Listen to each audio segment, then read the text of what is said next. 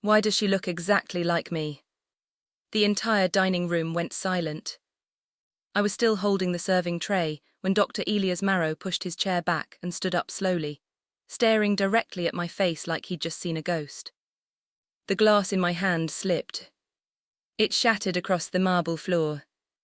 Nobody moved. Not Seraphine, not Lucian, not even Dorian, who usually laughed whenever I embarrassed myself. Because for the first time in my life, they looked scared. My name is Nadia. I'm 24 years old, and for as long as I can remember, I've lived inside the Viley estate like a shadow nobody wanted to acknowledge. They called me the house girl in front of guests. But I cooked their meals, cleaned their rooms, ironed their clothes. And every night, while they sat together beneath crystal chandeliers in the dining room, I ate alone in the kitchen beside the sink. Same house, different world. That night was supposed to be no different. The Vileys were hosting one of their expensive private dinners for investors and politicians. My job was simple: serve quietly, keep my eyes down, disappear when told. I had just placed wine beside Dr. Elias Marrow when he looked up at me. Then everything changed. He kept staring. Not the way rich men sometimes stared at staff. This was different. Confused. Almost disturbed. His eyes moved slowly across my face, like he was trying to remember something he didn't want to remember. Seraphine noticed immediately. And that's what scared me. Because Seraphine vilely never lost control. Ever. Nadia, she said sharply, forcing a smile toward the guests, go back to the kitchen. I turned instantly, that was instinct. Don't speak too much. Don't linger. Don't make them uncomfortable. That was the rule in this house. But before I could leave, Elias spoke again. Wait. His voice cut through the room. I froze near the doorway. He stood up fully now, eyes locked on me. How long has she worked here? Seraphine answered too quickly. She doesn't work here, she's just someone we took in years ago. Someone. Not family. Never family. Dorian smirked from the table and took another sip of wine. She practically grew up in the kitchen anyway. A few guests laughed quietly. I kept my eyes down. That was easier than letting people see humiliation on my face. But Elias wasn't laughing. If anything, he looked even more unsettled now. Then he noticed my wrist. The sleeve of my uniform had slid back while I carried the tray. And the moment he saw the crescent-shaped birthmark near my hand, his expression changed completely. The color drained from his face. Seraphine saw it too. For the first time in my entire life, I watched panic flash across her eyes. Real panic. Elias stepped closer. Too close. Where did you say she came from? Lucian finally spoke, his voice stiff. That's not your concern. But Elias ignored him. He kept staring at me. At my face. At the birthmark. Like he already knew the answer to a question nobody else in the room understood yet. Then Seraphine stood abruptly. Dinner forgotten. Smile gone. Nadia, she said coldly, go to the kitchen, now. Something in her voice made my stomach tighten. Not anger. Fear. And as I turned toward the doorway, I heard Elias say something that made the entire room stop breathing. Because she looks exactly like my sister did before she disappeared. Before we continue, please hit the like button, subscribe to the channel and turn on the notification bell for updates. Nobody spoke after that. The only sound in the dining room was the soft crackling of candles and the faint hiss from the kitchen doorway behind me. Seraphine recovered first. She laughed once, sharp and fake. You're mistaken, doctor, she said quickly. Nadia's mother was a troubled woman who disappeared years ago. There's no connection here. Elias didn't even look at her. His eyes stayed fixed on me. What was your mother's name? He asked. My throat tightened. No one had ever asked me that before. Not seriously. I swallowed, I don't know. That answer changed something in the room. I saw it happen. One of the women at the table frowned slightly. Another guest looked toward Lucian. Even Dorian's smug expression faded for half a second. Because normal people knew where they came from. Normal people had baby photos. Birthdays. Stories. I had chores. Elias looked disturbed now. You don't know your own mother's name. Nadia, Seraphine's voice hardened. Leave. This time it wasn't a command meant to embarrass me. It sounded desperate. I stepped backward toward the kitchen entrance, but before I disappeared, I saw Elias glance toward Lucian. And Lucian looked away first. That was the moment I knew something was wrong. Not strange. Not awkward. Wrong. I had lived in that house long enough to understand its rules. Lucian avoided conflict like it physically hurt him. Seraphine controlled everything. Dorian copied whatever cruelty he saw at the table. But fear. I had never seen fear in any of them before tonight. I spent the rest of dinner in the kitchen, pretending to scrub dishes, while trying to hear the muffled conversation from the dining room. Most of it was impossible to make out. Until voices suddenly rose. She had the same mark, Elias said somewhere beyond the doors. Then Seraphine answered immediately, too immediately. That means nothing. A chair scraped harshly against the floor. I stopped moving. My hands were submerged in cold water, but suddenly I couldn't feel them anymore. A few seconds later, the dining room doors opened. Dorian walked in first, irritated. You just had to make things weird, didn't you? He muttered while grabbing another bottle of wine. I stared at him carefully. What did I do? He laughed under his breath. Existing usually does the job. Then he walked back out. Same house. Different world. An hour later, dinner finally ended.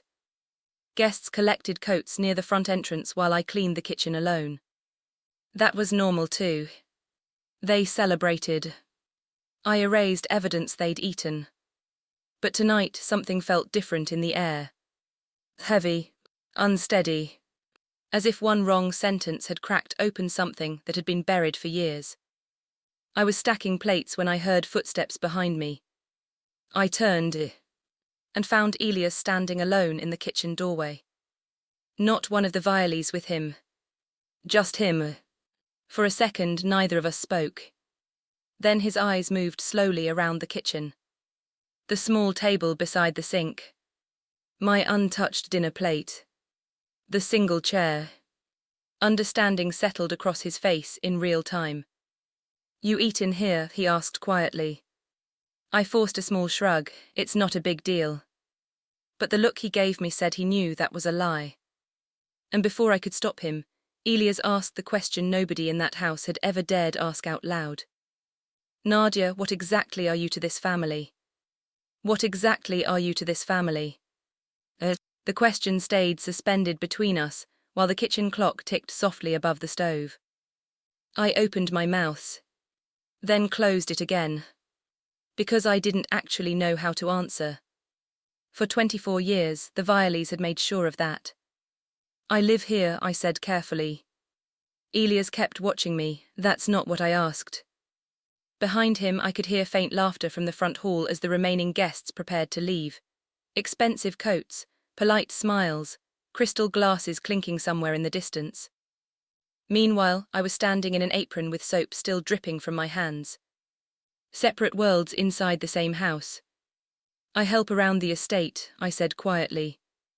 Elias glanced at the untouched plate beside the sink again. One cold serving of food. Prepared after everyone else had already eaten.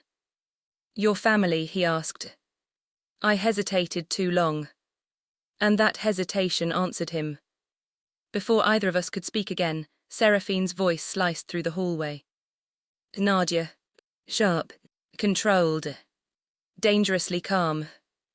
Elias stepped back as Seraphine entered the kitchen.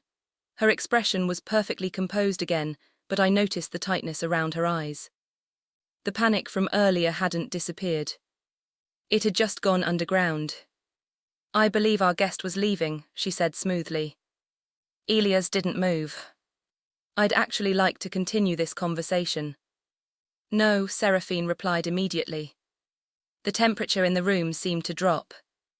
Lucian appeared behind her a second later, avoiding everyone's eyes as usual. Dorian leaned casually against the doorway with his hands in his pockets, already entertained. "What's going on?" he asked. Did the kitchen girl suddenly become interesting? Seraphine ignored him. Elias looked directly at Lucian. "How long has she lived here?" Lucian answered without lifting his head. "Since childhood." "And her parents?" A pause. "Too long." "Dead," Seraphine said. Again too fast. Elias noticed it too. I could tell by the way his jaw tightened slightly. Then his eyes returned to me. "Nadia," he said carefully, "has anyone ever shown you your birth records?" The silence that followed felt unbearable. Because the answer was no. No documents. No photos. No stories. Nothing before the Viley estate existed clearly in my life. Seraphine stepped forward before I could respond. "This has become inappropriate." Elias didn't even acknowledge her. "Have they?" I shook my head slowly. Something dark passed across his face then, not anger exactly. Recognition. Like pieces were beginning to fit together in a way he didn't want them to. Dorian scoffed loudly. "You're acting like this is some kind of conspiracy." "No," Elias said quietly. His eyes stayed on mine. "I'm acting like I've seen this before." That landed hard. Even Seraphine lost composure for half a second.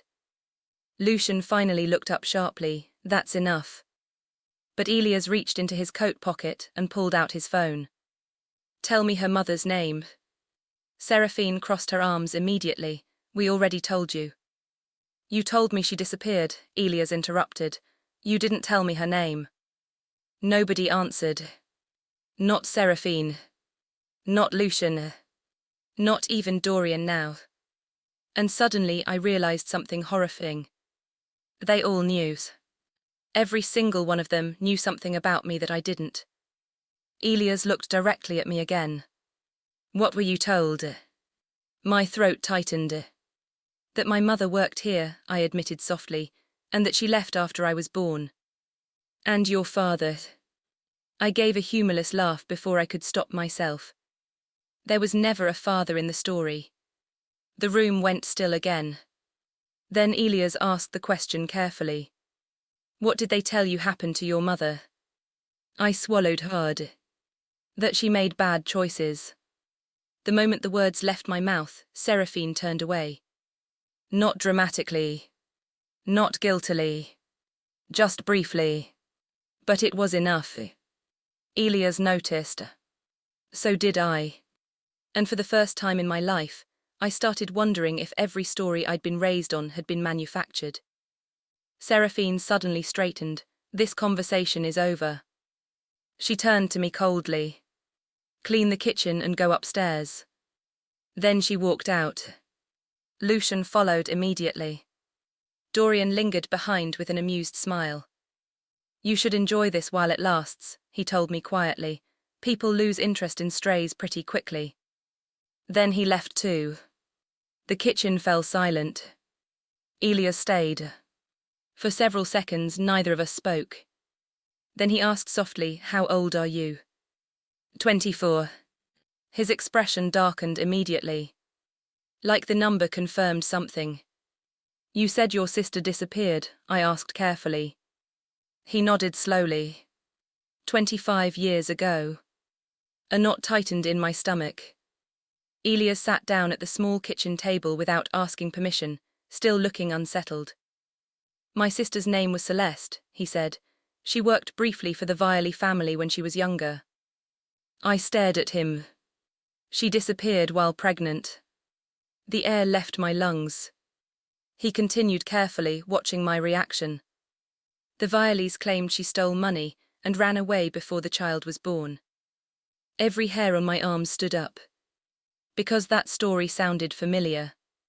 Too familiar. Almost identical to the vague pieces I'd heard growing up whenever servants whispered about my mother. She had dark hair, Elias continued quietly, same eyes as yours. I looked away instinctively. This was becoming too much too quickly. Impossible thoughts were beginning to form before I knew what to do with them. That doesn't mean anything, I said. I know. But his voice didn't sound convinced. Then his gaze dropped toward my wrist again. The birthmark does it. I immediately pulled my sleeve down. A reflex. Ever since childhood, I'd learned not to ask about it. Once, when I was maybe 8 years old, I'd asked Seraphine if anyone else in the family had the same mark. She slapped me so hard my lips split open. I hadn't asked again. Elias noticed my reaction instantly. What happened? Nothing. Nadia. It's nothing. But he kept watching me carefully. Not with pity. With concern. Real concern. And that felt stranger than cruelty ever had. Because cruelty was familiar. Cruelty had rules. This didn't. The front doors closed somewhere in the distance as the final guests left. Then footsteps approached again. Fast. Seraphine appeared in the doorway once more. This time she wasn't pretending anymore. Dr. Marrow, she said sharply, you need to leave. Elias stood slowly. You know something. No, Seraphine replied. You're lying. Her eyes hardened instantly. You're a guest in my home, don't mistake that for permission. Elias stepped closer instead of backing down. My sister vanished after working for your family. You have no proof of anything. Then, for the first time all night, Lucian finally spoke with actual urgency. Elias, he said quietly, drop this. That shook me more than anything else. Because Lucian never involved himself. Ever. Yet now he looked genuinely nervous. Elias noticed too. And suddenly the kitchen felt far too small. Too tense. Too crowded with things nobody wanted spoken aloud. Then Elias reached into his wallet slowly. He pulled out an old folded photograph. Worn edges. Faded colors. He handed it to me carefully. This was my sister. I looked down, and my entire body went cold. Because the woman in the photograph looked almost exactly like me. The woman in the photograph had my face. Not similar. Not vaguely familiar. My face. The same dark eyes, the same shape of the mouth, the same soft curve at the jaw that Seraphine had once called unfortunate when she thought I wasn't listening. For a second, the kitchen disappeared. The plates. The cold sink water. The single chair where I ate every night like I was something the family had to hide. All I could see was the woman in the photograph. Celeste Marrow. Pregnant. Smiling. Alive. My fingers tightened around the picture until the worn paper bent slightly. That's not possible, I whispered. Seraphine moved so fast I barely saw her hand. She snatched the photograph from me. Enough. Elias stepped toward her. Give that back. This is harassment, Seraphine said, voice low and shaking with contained anger. You came into my home, insulted my family, and now you're upsetting a girl who has already had a difficult life. A difficult life, Elias repeated. His eyes moved to the kitchen table. My plate. My aprons. The servant's entrance behind me. She eats in the kitchen while you entertain guests 10 feet away. Dorian laughed under his breath from the doorway. Because that's where staff eat. Elias looked at him sharply. Is she staff? Dorian opened his mouth. Then closed it. Because even he didn't know what answer would protect them. Seraphine did. She is someone we cared for when no one else would, she said, and she has repaid us with ingratitude. The word landed like a slap. Ingratitude. That was what they called it whenever I asked for anything normal. A seat at the table. A birthday dinner. A copy of my papers when I needed to apply for a better job. A reason why every door in my life had a lock only they could open. Elias turned toward me again, softer now. Nadia, do you have somewhere safe to go tonight? My eyes flicked instinctively toward Seraphine. Mistake. Her face changed. Not much. Just enough. A tiny lift of the chin, a tightening of her mouth, a reminder. I had nowhere. No money that wasn't controlled through the house accounts. No friends Seraphine hadn't slowly pushed away. No family because she had made sure I believed I didn't have one. I live here, I said. The answer sounded smaller than I meant it to. Elias heard that too. Lucian rubbed a hand over his face. This has gone far enough. No, Elias said, I don't think it has. Then he pulled his phone from his pocket again and unlocked it. Seraphine's voice sharpened. What are you doing? Calling my attorney. The room shifted. Dorian straightened. Lucian looked up. Seraphine's face went still in that terrifying way it did when she was cornered. For what purpose, she asked. To request archived records on my sister's disappearance, Elias said, and to arrange a private DNA test. The words hit the kitchen like broken glass. DNA test. My stomach dropped. Not because I didn't understand what it meant. Because I did. Too well. A test like that could answer questions I had been punished for asking my entire life. Seraphine took one step toward Elias. You will do no such thing. Elias stared at her. Why not? Silence.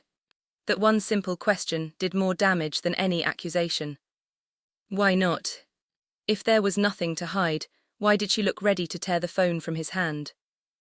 If I was just a girl they had taken in out of pity, why did Lucian look like he might collapse? If my mother had simply abandoned me, why did a stranger's photograph look like someone had stolen my reflection from another life? Seraphine turned to me. Nadia, go upstairs. This time I didn't move.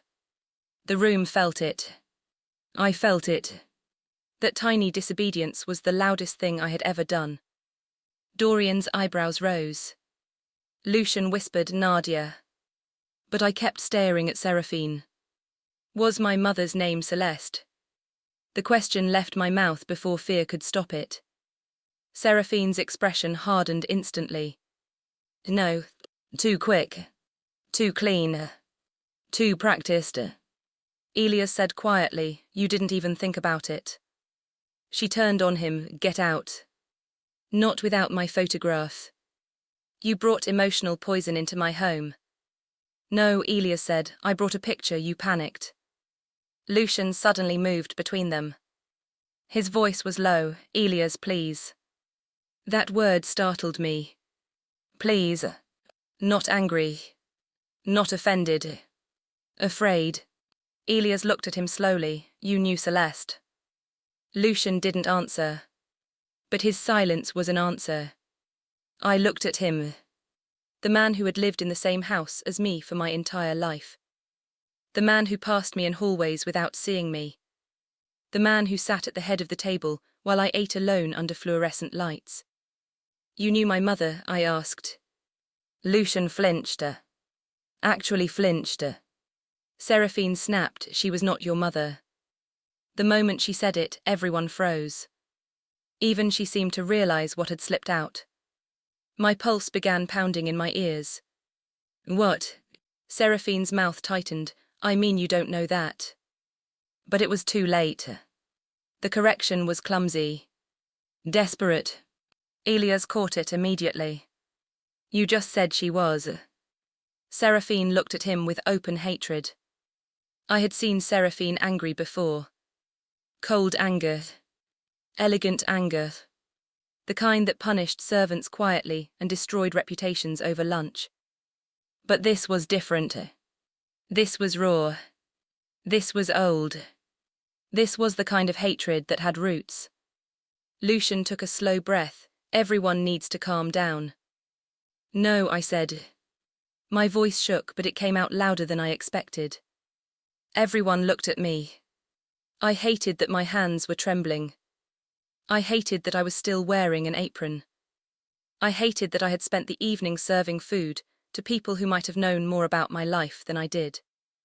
I want to know why there are no pictures of me as a baby, I said. Seraphine's face closed. I want to know why I don't have my birth certificate. Nadia, Lucian said softly. I looked at him. And I want to know why he has a picture of a woman who looks like me. Nobody answered. The silence became unbearable. Dorian broke it with a scoff. This is pathetic. You're letting some stranger walk in and convince you you're special. I turned toward him. For years, Dorian had been allowed to say anything to me. At breakfast, in hallways, in front of guests. He made humiliation feel like part of the architecture. But tonight, something in me didn't bow. Did you know? I asked him. His smirk faltered. Know what? That they were lying to me. His eyes flicked toward Seraphine. There it was. Small, fast, but enough. My chest tightened. You did, I whispered. No, I didn't, he snapped too quickly. Seraphine lifted a hand. Dorian stopped talking. That confirmed more than his answer ever could. Elias put his phone back into his pocket, but his voice stayed firm. I'm leaving now because you asked me to, but this doesn't end tonight. Seraphine gave him a cold smile. It absolutely does. No, he said, looking at me, it begins tonight. Then he turned to me and lowered his voice. Nadia, memorize this number. Seraphine stepped forward. Do not. But Elias spoke quickly. He gave me 10 digits. I repeated them in my head once. Twice. 3 times. I didn't dare reach for paper. Seraphine would take it. Dorian would laugh while doing it. Lucian would watch and say nothing. Elias saw me repeating the number silently. Good. Then he looked at Lucian one final time. If she is who I think she is, you'll have more than shame to answer for. Lucian went pale. Not offended. Pale. Elias walked out of the kitchen. No one followed immediately. We all stood there, trapped in the silence he left behind. Then the front door opened. Closed. And the house seemed to inhale. Seraphine turned slowly toward me. The expression on her face made my blood run cold. Upstairs, she said. I didn't argue. Not because I was obedient. Because I needed to survive long enough to understand what had just happened. I walked past Dorian first. He leaned close enough that only I could hear. You should have stayed in the kitchen. I kept walking. In the hallway, I passed the dining room. The table was still beautiful. Candles burning low. Half-empty glasses of wine. Plates with food left uneaten, because rich people could waste what I had cooked while I waited for scraps. For the first time, I hated that room. Not quietly. Not secretly. I hated every polished chair I had never been allowed to sit in. At the staircase, Lucian caught up to me. Nadia. I stopped but didn't turn around. He sounded broken. Don't call him. My hand tightened around the banister. Why? He didn't answer. I turned slowly. Lucian stood beneath the chandelier, looking older than he had an hour ago. His shoulders had collapsed inward. His eyes were red.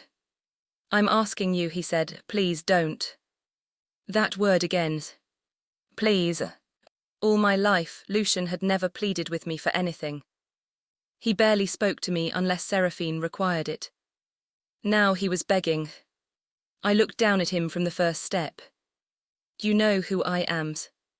His face twisted with pain. For 1 second, I thought he might finally tell me. 1 second. Then Seraphine appeared behind him. Lucian. His mouth closed. Just like that. A grown man silenced by one word. Seraphine looked at me. You will go to your room. You will not use the house phone. You will not leave this property. Tomorrow morning we will discuss your behavior. My behavior, I repeated. Her eyes narrowed. You humiliated this family tonight. Something inside me cracked. You made me eat in the kitchen, while a man recognized my face before anyone in this house ever admitted I had won. Lucian looked away. Dorian had gone silent behind us. Seraphine walked toward the stairs slowly. Each step deliberate. You are very emotional right now. No, I said, I'm awake. Her expression changed. Not anger. Calculation. She reached the bottom of the stairs and lowered her voice. You have no idea what you are inviting into your life. Then tell me. She smiled slightly. A small, cruel thing. If I told you the truth, Nadia, you would wish you had remained grateful. The house went still around us. I stared at her, waiting for more. But she turned and walked away. Lucian followed after one last helpless look. Dorian disappeared into the dining room, muttering something under his breath. I went upstairs alone. My bedroom was at the back of the second floor, near the linen closet. Not in the family wing. Never in the family wing.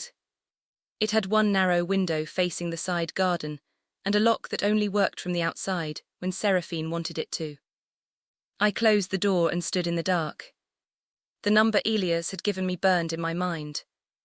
I repeated it again. And again. And again. Then I searched my desk drawer for anything to write on. Receipts. Old envelopes. Laundry slips. My hands shook as I wrote the number on the back of a faded grocery list and hid it beneath a loose floorboard near my bed. Only then did I let myself sit. My whole body felt hollow. Celeste. The name repeated in my head like a heartbeat. Celeste Marrow. Disappeared while pregnant. Worked for the Vileys. Same face. Same birthmark. Same silence around her name. I looked down at my wrist. The crescent mark sat just beneath my sleeve, pale against my skin. For years I had thought it was just a mark. Now it felt like evidence. A soft knock came at my door. I didn't breathe. Nadia. Lucian. His voice was barely audible. I stood slowly and opened the door a crack. He was alone. For once, no Seraphine behind him. He looked down the hall before speaking. There are things you don't understand. Then help me understand.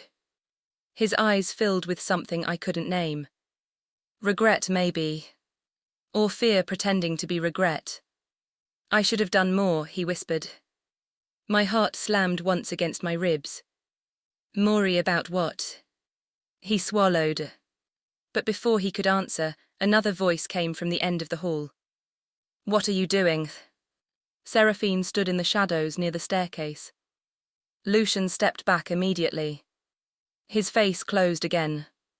Seraphine walked toward us, her robe tied perfectly, her stare fixed on me. You're still awake. I said nothing. She looked past me into my room. Her eyes moved over my desk. My bed. The floor. Like she already knew I had hidden something. Then she smiled calmly. Tomorrow we're going to search your room. My stomach turned. She leaned closer, voice soft enough that only I could hear. And Nadia. I gripped the edge of the door. Her eyes dropped briefly to my wrist. Then returned to my face. If that man calls again, remember this. He isn't trying to save you, he's trying to dig up a grave. I didn't sleep. Every time I closed my eyes, I saw the photograph again. Celeste smiling into the camera. My face staring back at me from 25 years ago. And underneath that image, another thought kept growing louder.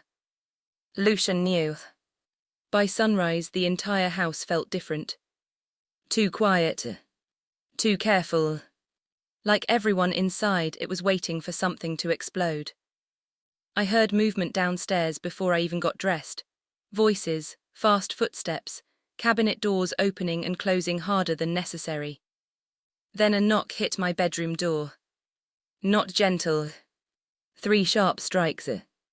Nadia, Seraphine called, open the door. I hid the grocery slip deeper beneath the loose floorboard before unlocking it. Seraphine entered immediately. Lucian stood behind her.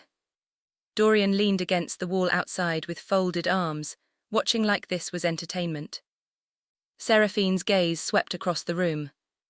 "Search it." My stomach dropped. 2 house staff members stepped in behind her. Not regular maids. Security. They moved directly toward my desk drawers. Closet. Nightstand. One of them lifted the mattress. I stared at Seraphine. "You're serious? You lost our trust last night." "Sour." The word slipped out before I could stop it. Seraphine ignored me. Lucian looked physically sick standing there, but he still said nothing. That hurt worse than the search itself. One guard opened the wardrobe while the other crouched near the bed. Near the floorboard. My pulse became unbearable. Then Seraphine's phone rang. Everyone paused. She checked the screen. For the first time all morning, her composure cracked. "Leave us," she ordered immediately. The guards stopped searching. Dorian frowned. "What happened?" "Out." Her voice cut through the room sharply enough that even he obeyed. Within seconds, everyone except Seraphine and Lucian had stepped into the hallway.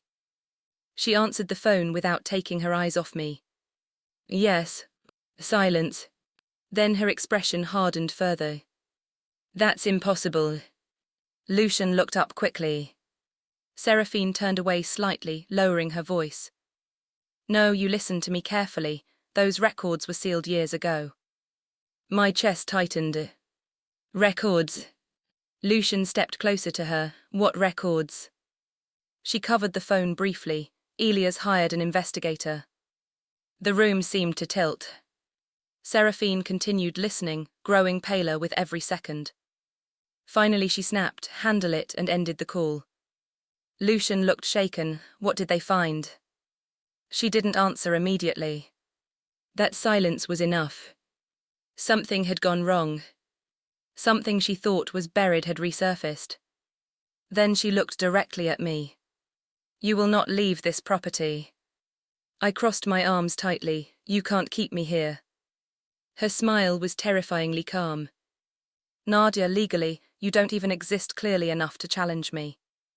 That hit hard. Because it was true.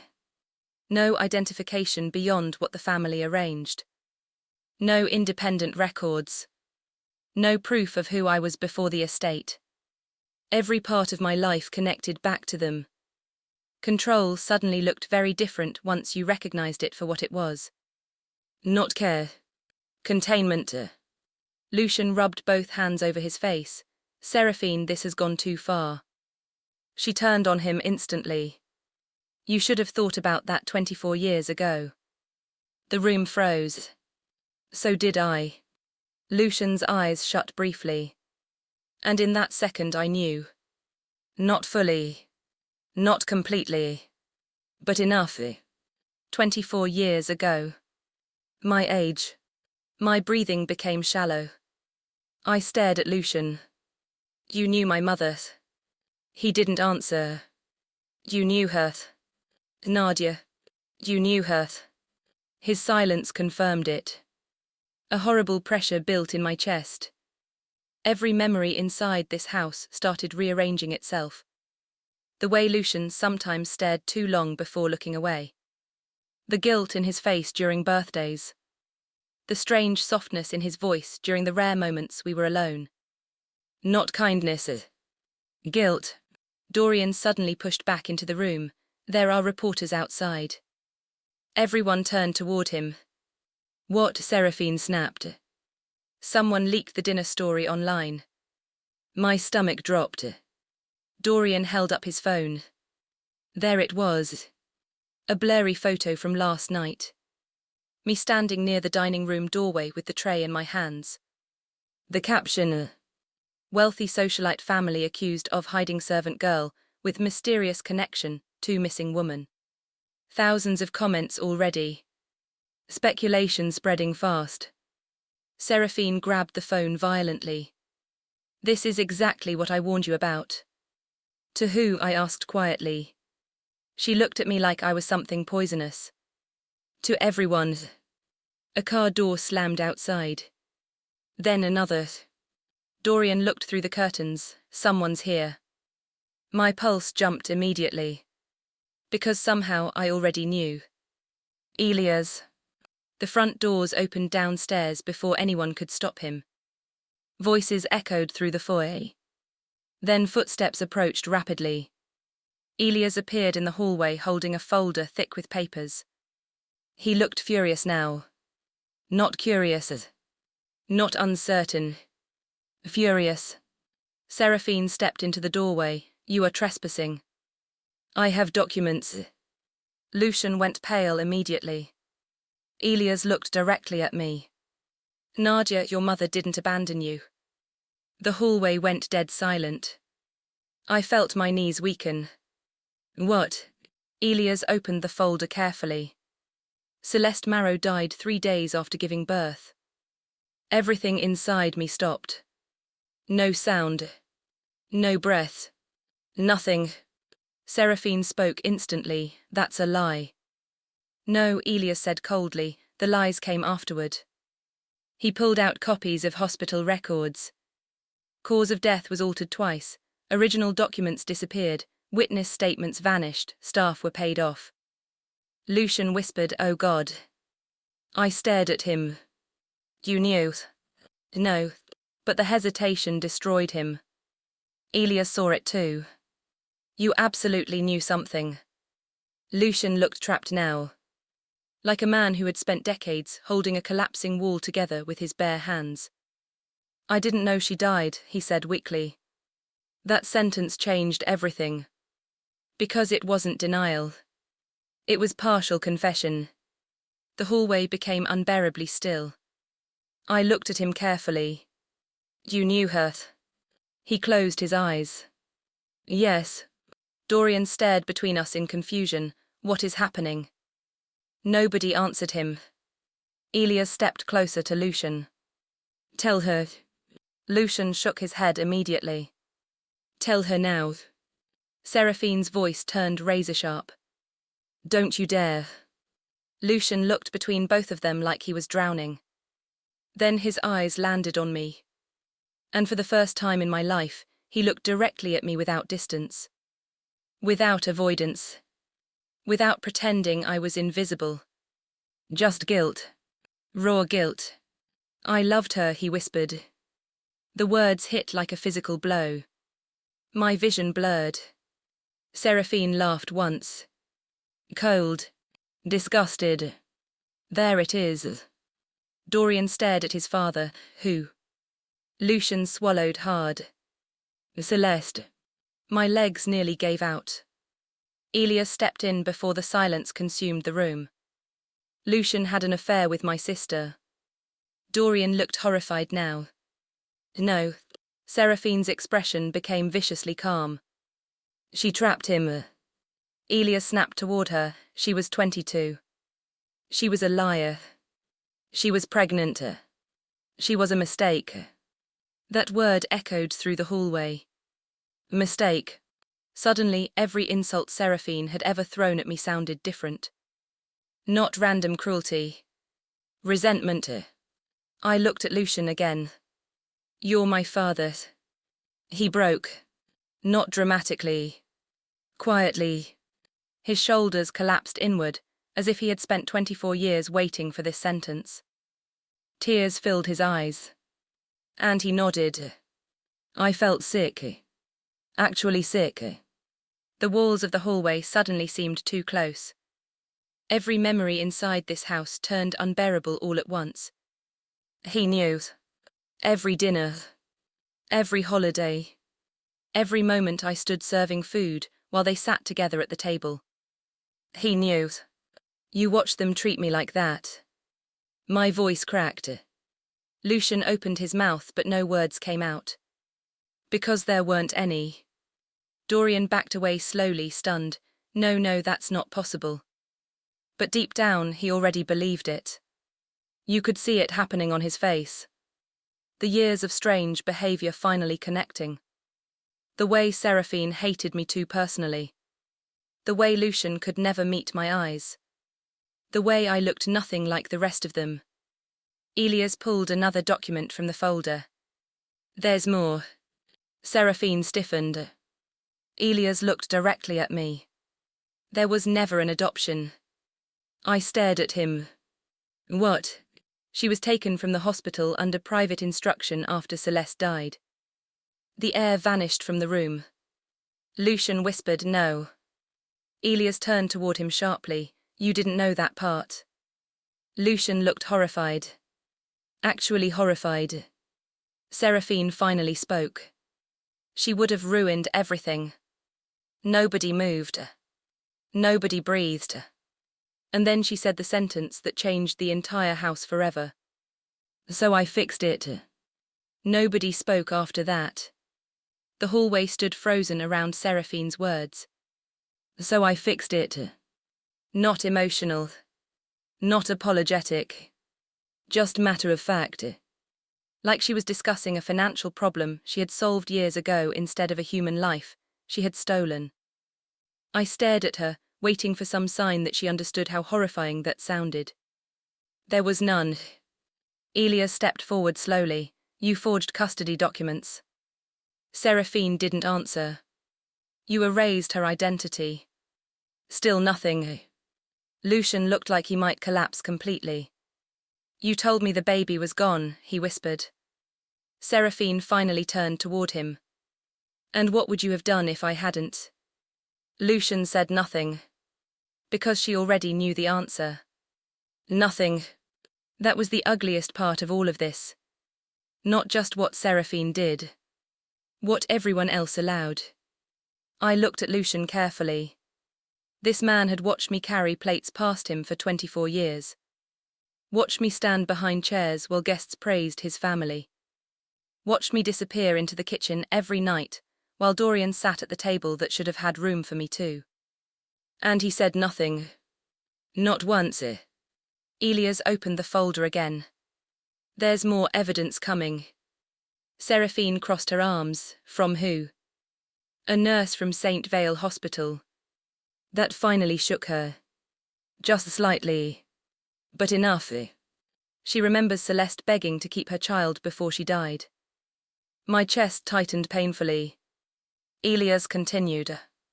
She also remembers security, removing the baby from the maternity ward before official transfer paperwork existed. Dorian looked sick now. He stared at Seraphine like he didn't recognize her anymore. You stole her. Seraphine's eyes snapped toward him, careful.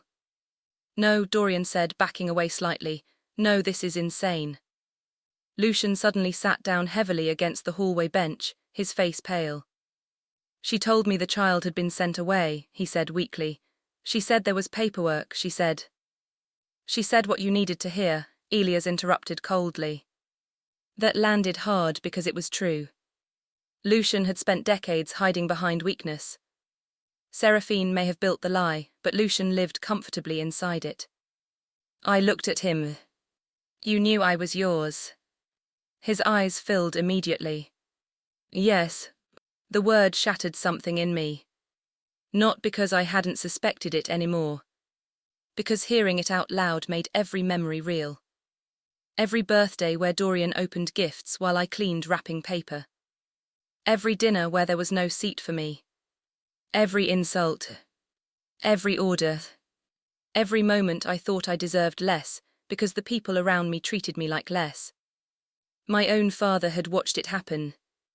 I stepped backward slowly. Lucian stood immediately. Nadia. Don't. My voice cracked sharply enough to stop him. You don't get to say my name like you know me. His face broke completely then. But I couldn't feel sorry for him. Not anymore. Elias looked toward me carefully. There's one final thing. I wiped at my face angrily. What else could there possibly be? He pulled a sealed envelope from the folder. The DNA results. The hallway went still again. I stared at the envelope without moving. This was it. The thing everyone had been terrified of all night. Proof. Not suspicion. Not resemblance. Not stories. Proof.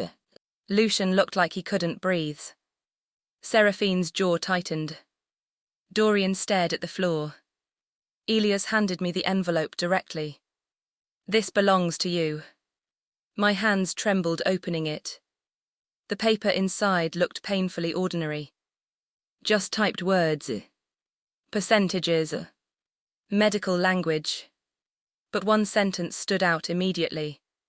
Probability of paternity, 99.99%.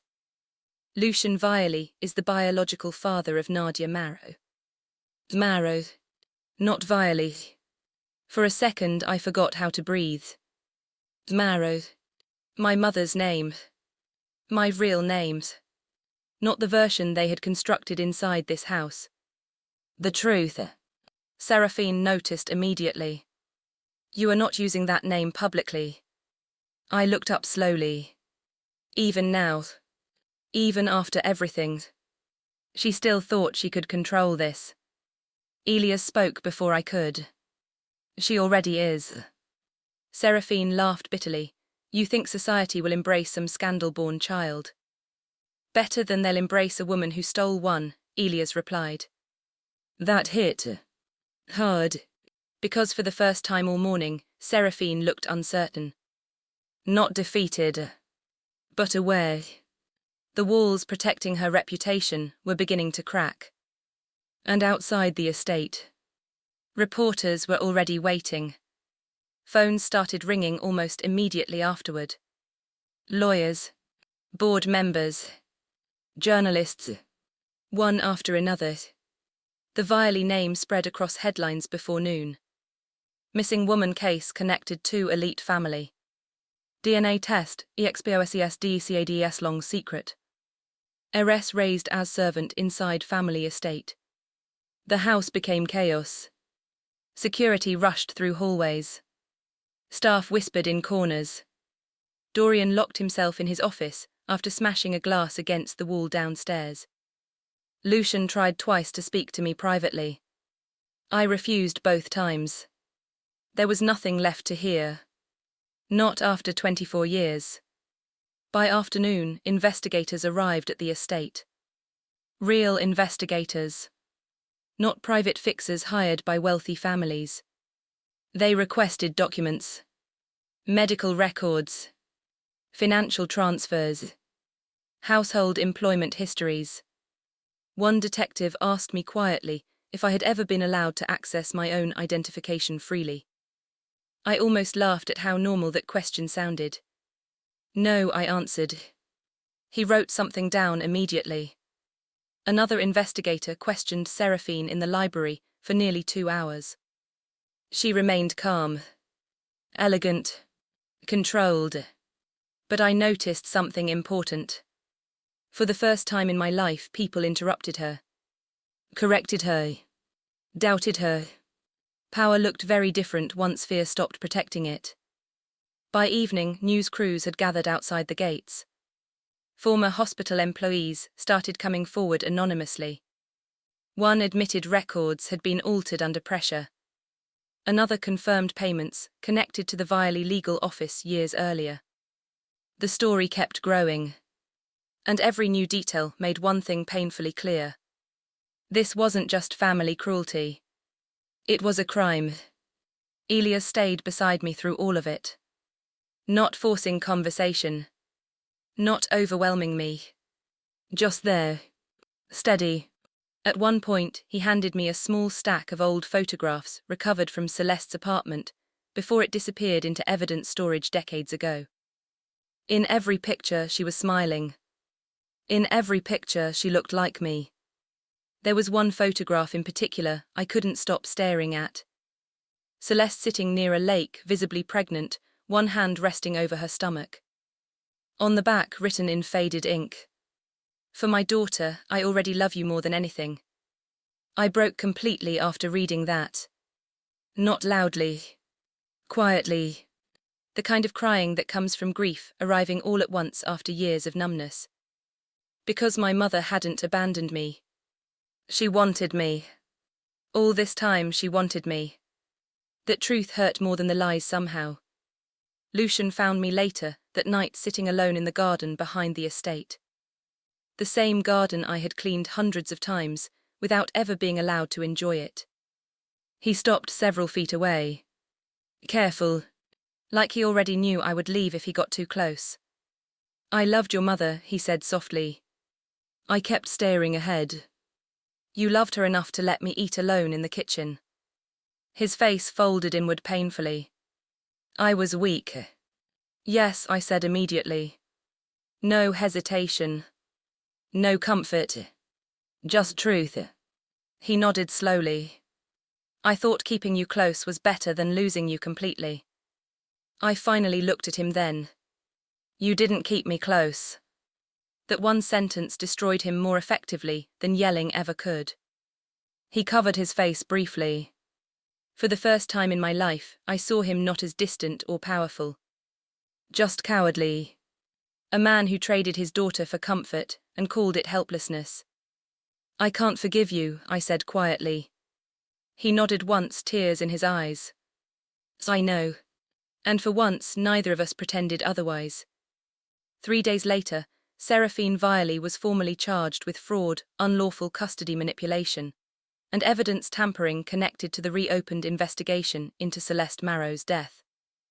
The media devoured everything. Board positions vanished overnight. Business partnerships collapsed. Charities publicly removed Seraphine from leadership roles.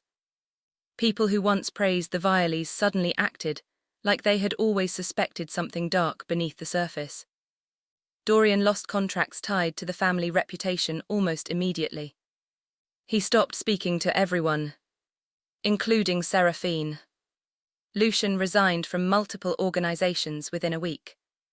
But none of that mattered to me as much as one thing Elias arranged quietly afterward. A visit to my mother's grave. The cemetery sat on a hill outside the city beneath rows of cedar trees. Simple, quiet, nothing like the Viley estate. I stood frozen in front of the headstone for several seconds before I could move closer. Celeste Marrow. Beloved daughter. Beloved mother. Mother. The word nearly broke me again. Elias stood back respectfully while I knelt near the grave. For a long time I couldn't speak. Then finally, softly. I didn't know. Wind moved through the trees above me. And for the first time in my life I didn't feel unwanted. Grief-stricken. Angry. Overwhelmed. But not unwanted. Weeks later, Elias invited me to dinner with the remaining Marrow family. I almost didn't go. Part of me still expected humiliation whenever people said the word family. But I went. The dinner was held in Elias' home. Nothing extravagant. Warm lights. Loud conversation. Real laughter. And when I entered the dining room, there was a seat waiting for me at the table. Not in the kitchen. Not near a sink. At the table. Nobody pointed toward another room. Nobody handed me a tray. Nobody told me where I belonged. I stood there staring at the empty chair for a second too long before Elias smiled gently. Nadia, he said, sit down. And for the first time in my entire life, I did.